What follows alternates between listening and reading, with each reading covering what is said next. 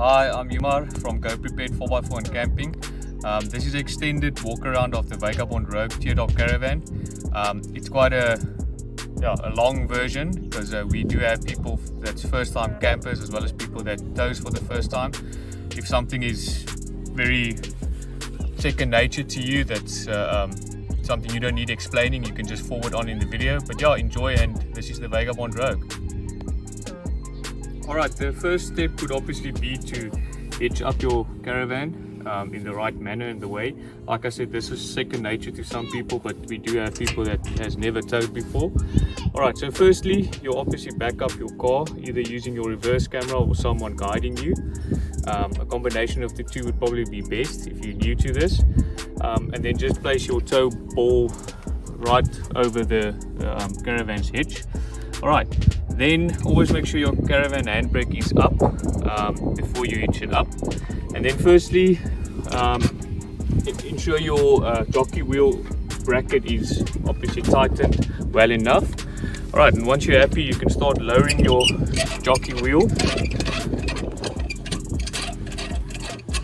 up until it touches, and there it clicked in. And then you just go further with your jockey wheel still. Once it starts swiveling your jockey wheel, because there's no more weight on it, you can just hold your hand or your foot there just for it to not turn with the turning of the knob at the top. And then you'll see there's a little cutout in the jockey wheel here where this piece of weld goes into, so it doesn't swivel while you're driving. Alright, so once there, you loosen the jockey wheel bracket, and then you just pull the jockey wheel up until it stops and fasten it again.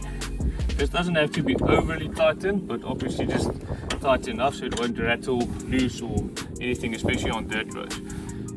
Alright, you've now lowered onto your tow ball, and you've risen your jockey wheel and secured it there. You heard the click when it went in, but just as extra precaution, you can just press down on this lever. There's a little indicator there. It should preferably be around the middle of the two, but not on that little X, because that means it's not hitched up correctly. Then after you've hitched it up and you've checked it, always make sure this little pin over here is outside like this. This is how you loosen it again, but make sure it's outside like that so it's not able to go up again or unhitch.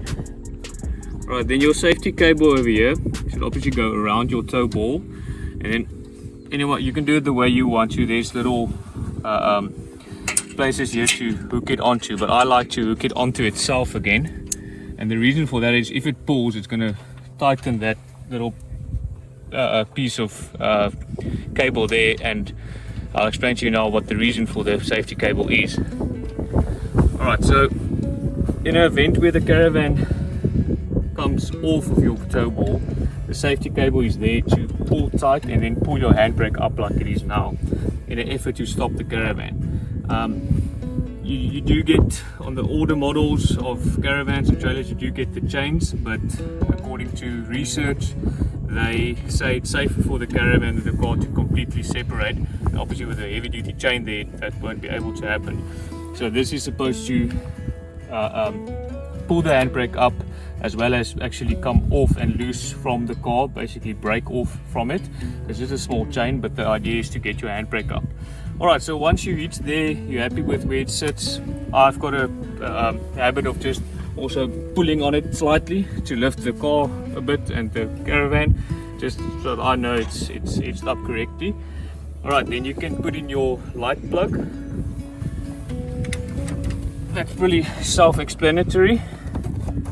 Right, once that's in, you can ask someone to help you. Just stand behind and check the lights, check your hazards, check your brakes for the lights to go on, as well as your indicators left and right. Right, once you're happy there, you can lower your caravan's handbrake. Obviously make sure your car's in brake with the handbrake on, and that is about it for hitching up. Alright, now once you arrived at your destination or your campsite or wherever, and you want to unhitch it again, basically everything just in reverse. Firstly, starting with your handbrake again, make sure it's up. You can just give it a push up and make sure it's up there and the caravan is braked. Then you'll lower your jockey wheel undo the jockey wheel bracket or clamp over here. You don't have to go all the way down because then it kind of pushes the jockey wheel. So I like to leave it slightly up and then tighten it. Lower your jockey wheel.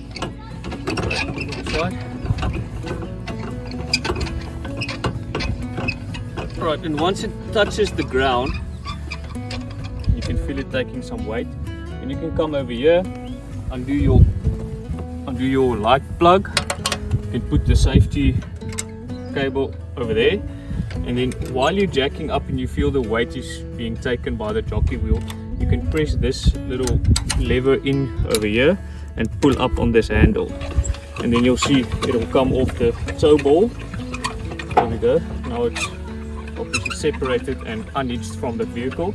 And now with the jockey wheel you can obviously adjust your back, the height of the caravan to front and back. If you wanted to adjust the from side to side, you're going to either have to slightly deflate one of the tires depending on what side you want to lower, or you get caravan little levelers that you can reverse onto or up on to help with leveling the caravan from side to side. Alright, so starting in front here, this is your nose cone. This is quite a nice large area where you can store quite a few things. Your fire extinguisher is inside here. I put the filler kit and draft skirt kit in there as well. That comes standard with the caravan. And then this is just a box of pegs and ropes and your emergency triangle that obviously comes with, as well as your vehicle charge plug. This is just the lead for an optional extra that the customer chose for his vehicle charge wiring, and then tow hitch as well that he opted for carrying bikes on a bike rack at the back. Alright, so that's pretty much the nose cone. On this side over here, this customer opted for quite a few optional extras, and as we go through the caravan I'll explain what they are and what is standard and what's not. So it's wired to be able to receive charge from the vehicle while driving. So that's that little plug over there, and the lead inside that you use just between the caravan and the car for charging while you drive. Alright, so this is the Vagabond 270 L-shaped awning. The L-shaped 270 awning is a standard feature on the Rogue model, and it's fairly easy to set up. There's nothing much about it. I'm quickly going to run you through setting it up.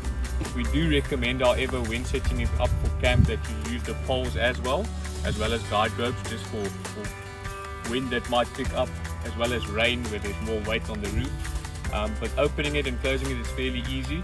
If you stop over next to the road for a quick lunch break or something, it is a self-supporting awning, and if there's no wind then you can leave it without the poles, but we do always recommend put the poles in as well with guide ropes.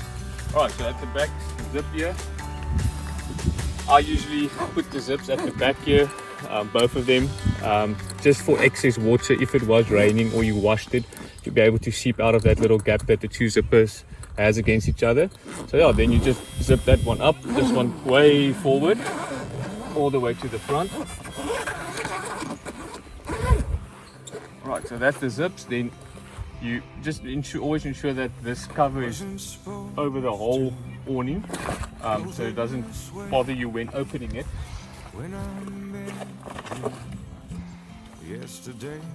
Alright, then there's 3 clips here holding all the awning arms as well as the canvas in place. I usually start with the back one and then leave the middle one and then the forward one. I'll show you. So there's 3 little clips here. You just undo them. That's the back one and the forward one, and then the middle one I stand underneath it and slightly push up to take the weight, and then I do that one. Alright, once they are loose, you can lower the canvas, roll it out like that. Alright, then at the back here, it's just always important to ensure that all the bag and canvas and things are out of the way, because when this opens up, it's good to have it out of the way so it doesn't pinch between the bracket here when it opens up. So then you can take this first arm and bring it out towards the back of the caravan, so just about there. And because this is an L-shaped awning, there's 2 sides that folds out. then I go to the front again, and then I put out this side, the forward side of the awning as well.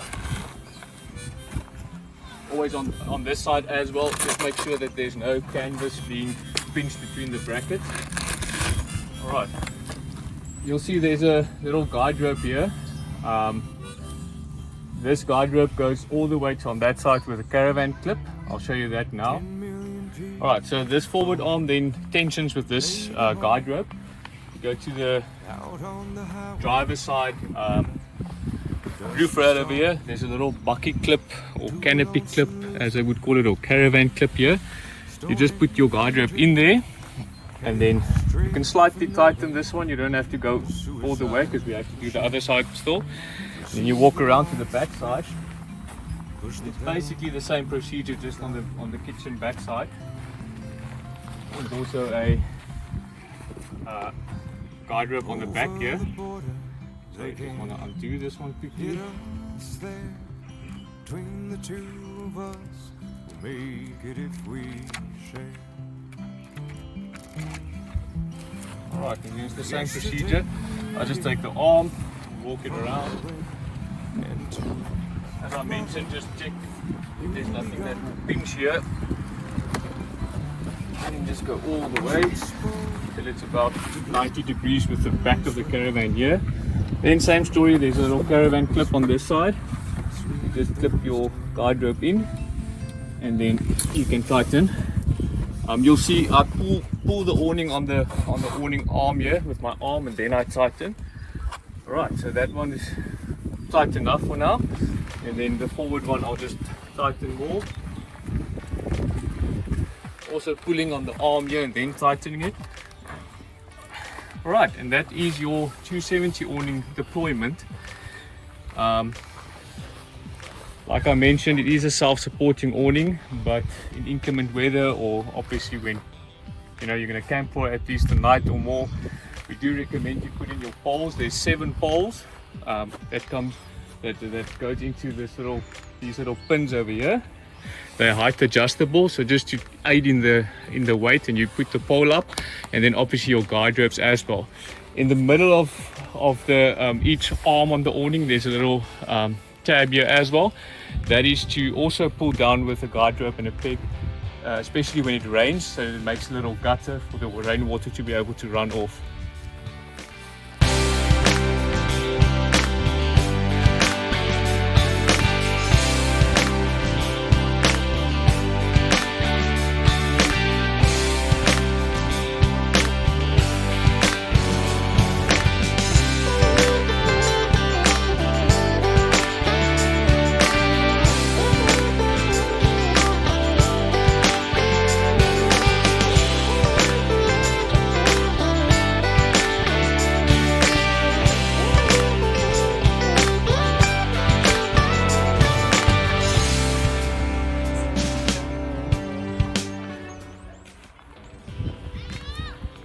Alright, so that was the deployment of the awning. It's very straightforward and easy. Now I'm going to show you how to pack it away again. So everything is just in reverse, starting from the back, and then I'll show you the front as well. So obviously just loosen the tension on the guide rope over here slightly. You can unclip it from the little clip there. Alright, and then you can just slowly walk back with it.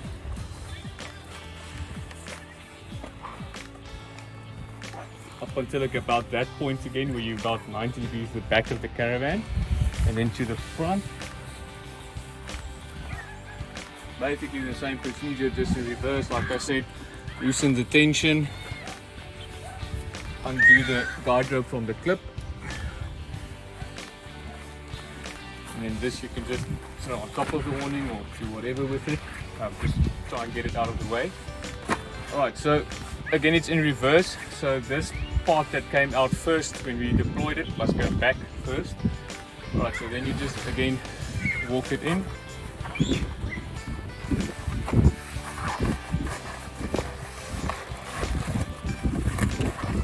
Like that, and then the back portion you can bring in as well.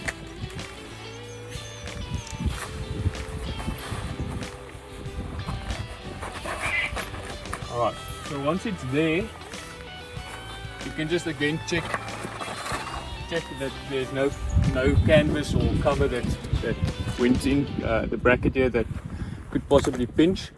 Alright, now basically just to roll it up. As the awning gets slightly older and you get more used to it, it's easier to pack away. While it's still very new, it is quite tight, but that, it gets better. But it's still, if you do it well enough and you keep your roll tight enough and small enough, it's easy to pack away. So firstly, just check that everything is in there. Then you start rolling the canvas in an upward position, trying to keep your roll as small as possible and as tight as possible. Alright, once this back portion is rolled up enough so that your little clip here is visible, then you can go and secure this one. You don't have to tighten it that much, but it just helps in rolling it up for this piece to be supported. Always make sure when you pack away your awning that these little clips don't fall between the arms, because then you're going to have to undo the whole awning to get them out, because it is quite tight and you can't pull them out. So always make sure before you close it that these little clips and ties is always outside and not between the arms. Alright, then you can just do this first one. Tighten it slightly. Like I said, you don't have to over tighten it now. Okay, then you can just continue with your roll, keeping it tight and as small as possible. Alright, and now I can see my second middle one. Then I'll do him as well, just to help again. Alright, grab that one and put it in and tighten it.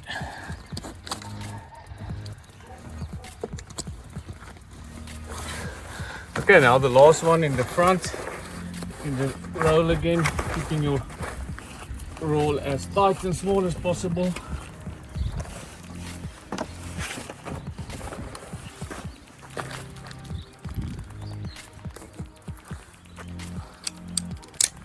Alright, now you can tighten it as far as you possibly can.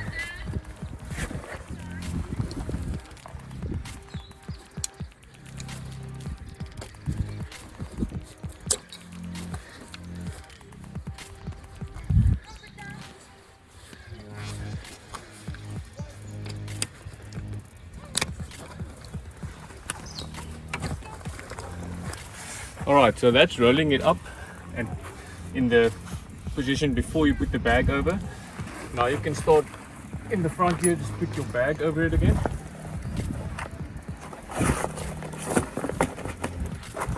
And before you start zipping, just do the back as well. Put the bag over.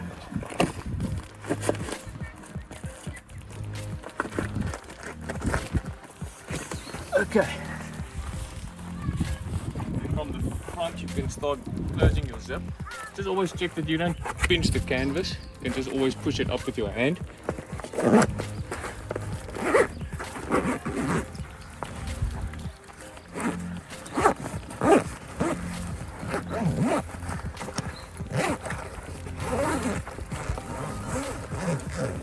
It makes it quite easy if you push it up with your open or free hand. And then until about there, that's just my method of doing it. And then the back one, back down again, to there. And that is your awning deployment and pack up and pack away. Alright, so there's 4 keys. You obviously have many spares of all of them, but 4 main keys to open and close things on the caravan. These ones, they are all the pressure locks. So that's like on the nose cone, the doors, as well as the kitchenette and the bottom little hatch underneath the kitchen. That's the pressure locks. I'll quickly show you the pressure locks. Obviously just put it in, open it up, now it's unlocked. With all the pressure locks, irrespective of which one, I always just give it a little bit of pressure with my hand and then open it, as well as when closing it the same way. Then your second lock, they are different for each door. That's the main lock on the door. Depending on where you're camping, it's fairly safe just to at least lock this one. When you obviously going far away from your caravan and depending on the area. You can also lock this one. The bottom one, that's just a pressure lock. That does not open or lock or unlock. That one just aids in sealing the door when it's closed. Again, when opening and closing them, just give some pressure just to aid in that with the rubber that's behind it, so you don't put too much strain on the lock. As for these ones, they are, open it, that's the main one. I'll show you later when we're inside how you lock it from the inside.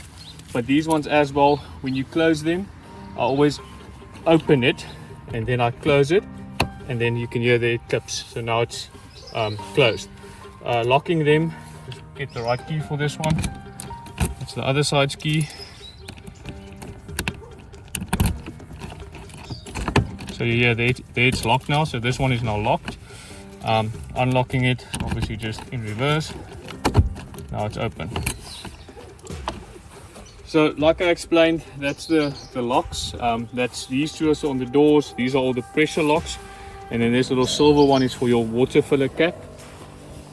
That just unlocks to the left, then it's out, and let's put it back in. You'll see there's a little aluminium plate there. It goes into that little recess over there. So once it's there, you just turn to the right again, it's in. So that's the keys. On this specific customer's caravan, he opted for an optional extra gas bottle holder. So that can be mounted on the wheel arch over here. We sometimes also mount it just above this little scrub bar / step. This is an adjustable bracket that can either take a 3 kilogram gas bottle or a 5 kilogram gas bottle. And to adjust it, you just undo those little bolts there, nuts and bolts, and then adjust the little clip depending on the size of your gas bottle. As I mentioned, this is an optional extra, and again, depending on what you need it for, some people have an upgraded plate stove as well, which can then rest on the table here once you have your table set up on this side. Alright, so with the Vagabond Rogue, there you get one table as standard with the caravan. The one table that you get can either be used on the side of the caravan or at the back. This specific customer opted for a second table as well, so then you can have one on the side and one at the back. To put the table on the side here, to fix it, there's a little C channel on the back of the table here that just goes into the C channel, the receiving side of the caravan. So hope you can see what I'm doing, but you just put it in there to the C channel. Once it's in there, you take your little height adjustable poles. There's little caravan clips at the back here.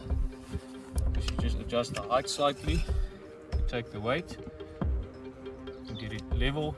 There's one there, and then there's a second one over here as well.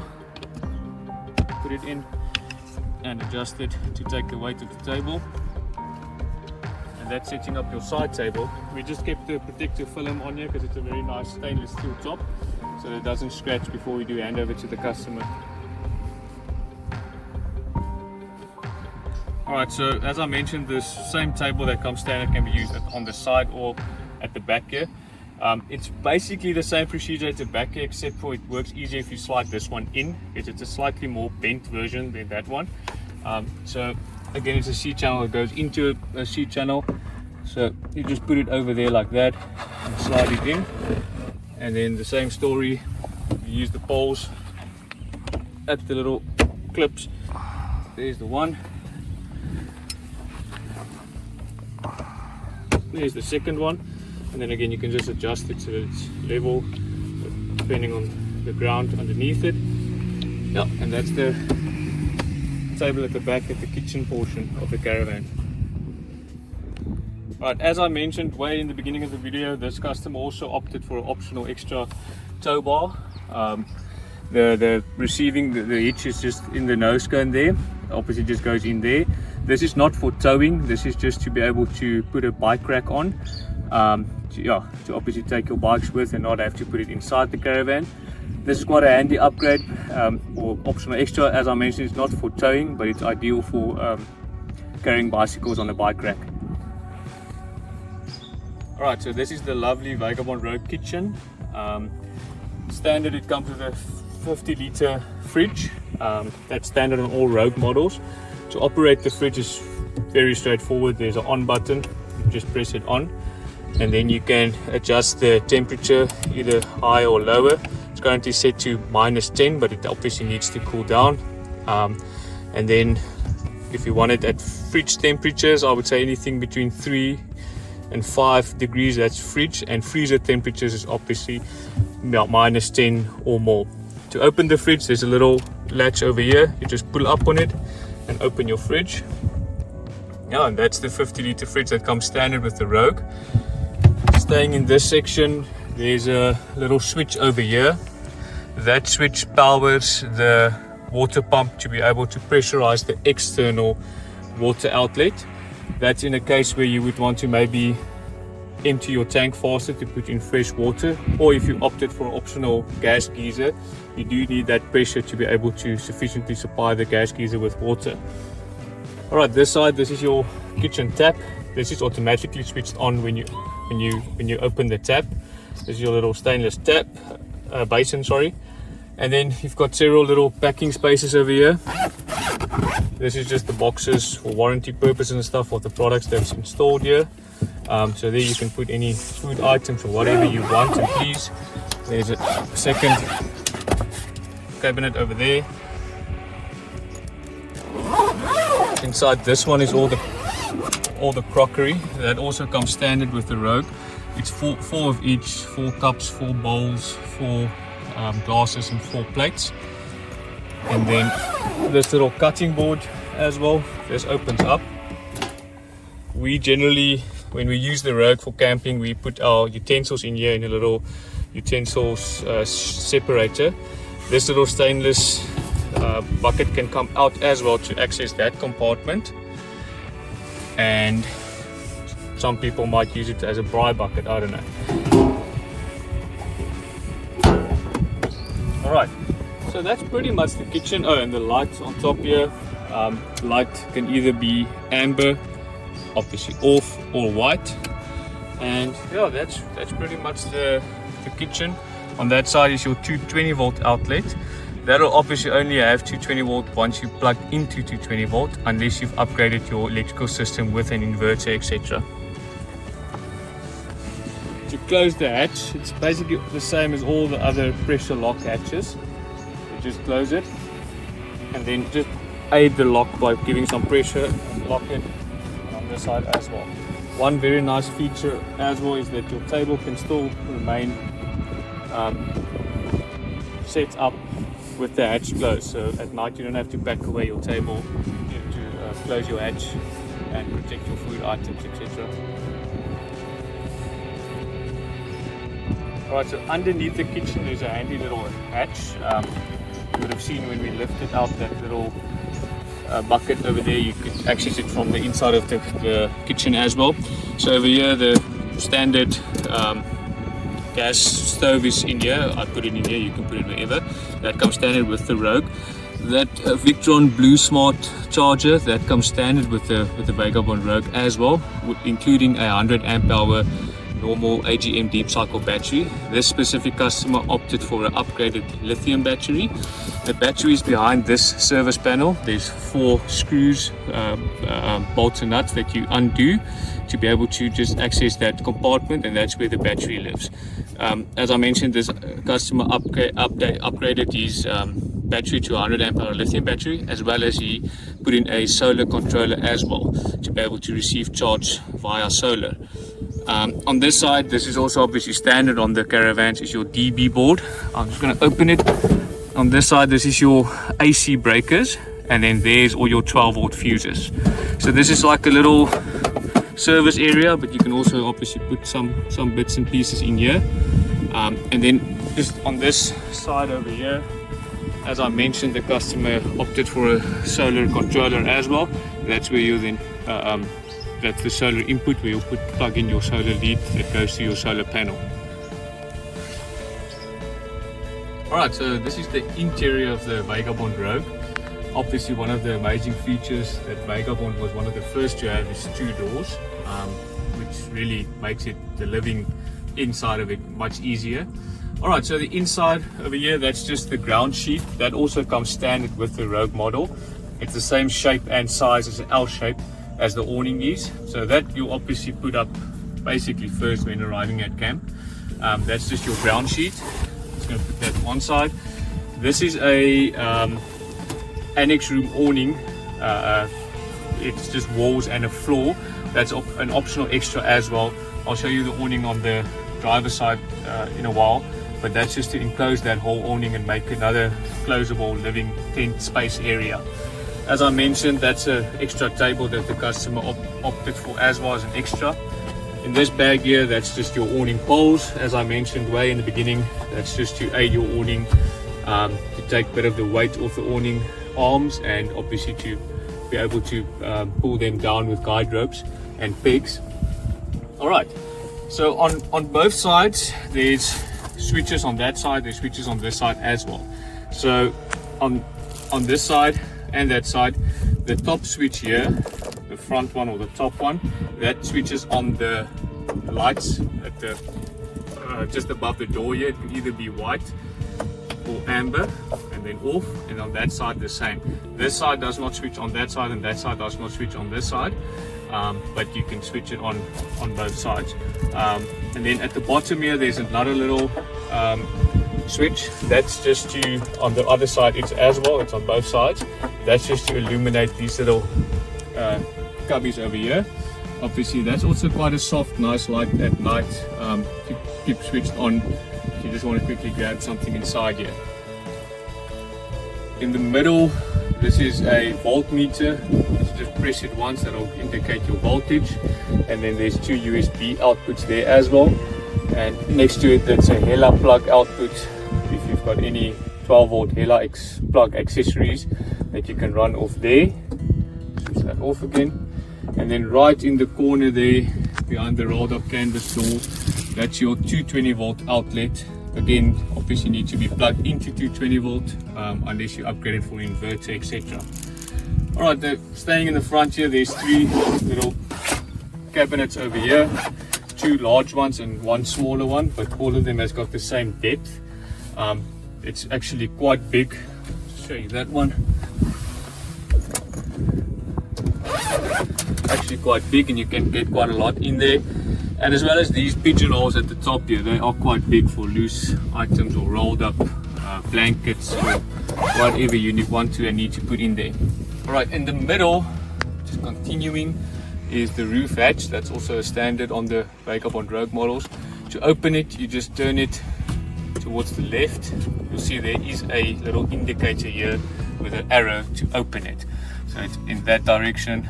So that's to open it, depending on how big you want it open. And to close it, obviously you just bring it back again the opposite side.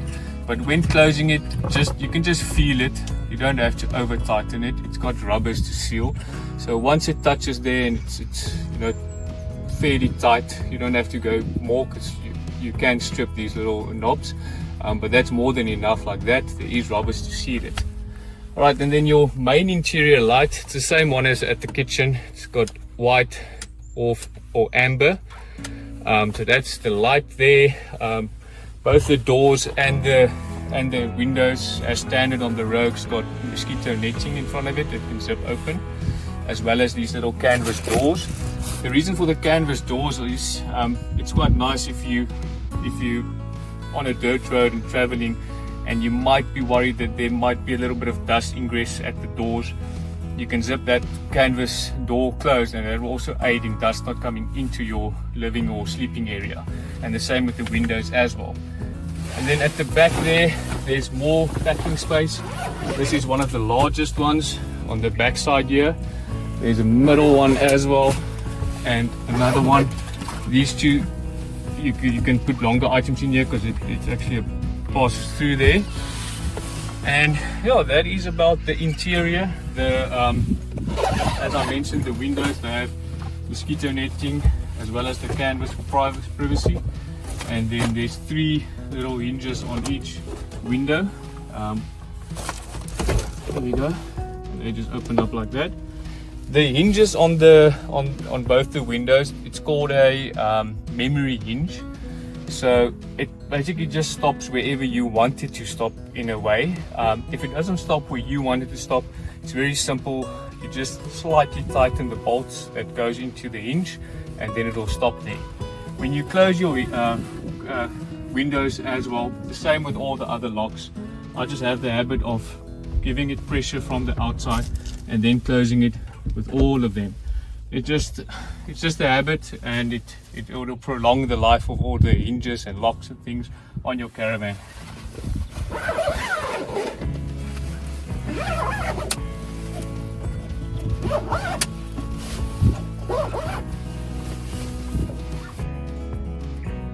Alright, so there's many great features of the Vagabond range of caravans, but one of the standout features in my opinion is the bed. Not only an extremely thick, comfortable mattress, but your mattress can fold into a couch as well. Obviously it's folded away now completely, so you can move it right to the back there. To fold it into a couch, you just slightly pull it forward to about where the door starts, the opening of the door starts, and then you just lift up that portion, pull it back slightly more for the angle, and that's your little couch. And just to give you an idea of the room inside here, I'm 179 meters tall, and I can sit upright in here very comfortably. And yeah, there's more than enough room. As I mentioned, this is one of the features that's definitely my favorite, and as far as my knowledge, one of the only teardrops that can actually do this because of the height and the volume on the inside of the Vagabond teardrop caravan. Okay, now to fold it into a bed, it's basically just pulling it forward more so that little back piece drops, and then lifting it up, pulling this side out like that, and just pressing everything down, and that is your very, very comfortable queen size Vagabond Rogue bed.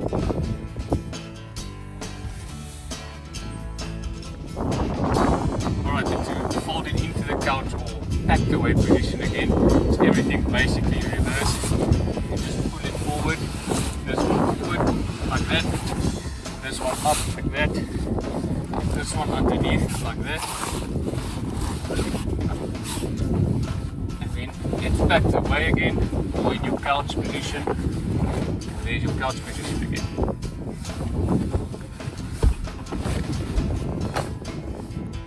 Alright, so on the driver's side, you've got a little spare wheel bracket over here, which is quite a nice height, but you can easily get it off and put your flat back on again, in the case where you might get a flat wheel.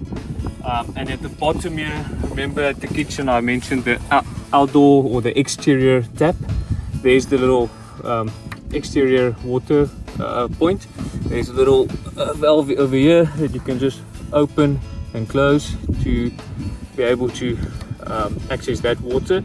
And again, that little pump on the inside of the kitchen side just above the fridge, that gives pressure to this tap if you wanted to empty it faster, or in the case where you have to feed a geyser.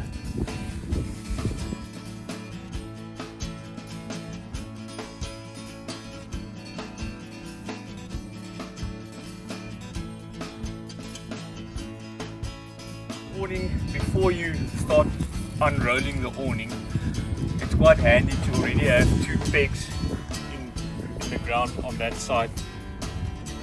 Alright, so once your 2 feet are on the ground, you can just use your guide rope here, and that'll help you a lot with setting it up. This awning is better to be set up with 2 people.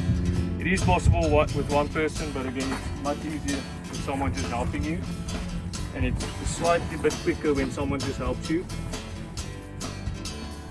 Alright, so these guide ropes is just temporarily for now, just to help you.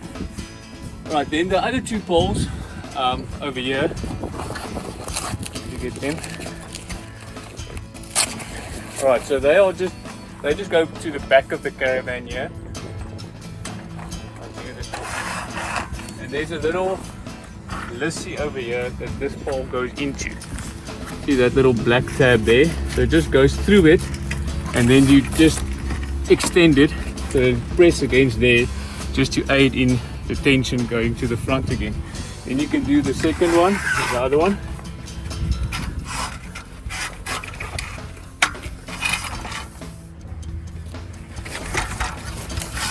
And put it in the little Lissy tab over there, and then also just tension it. Okay, now it'll be much easier to then adjust your front ones. Obviously just loosen your guide rope, and then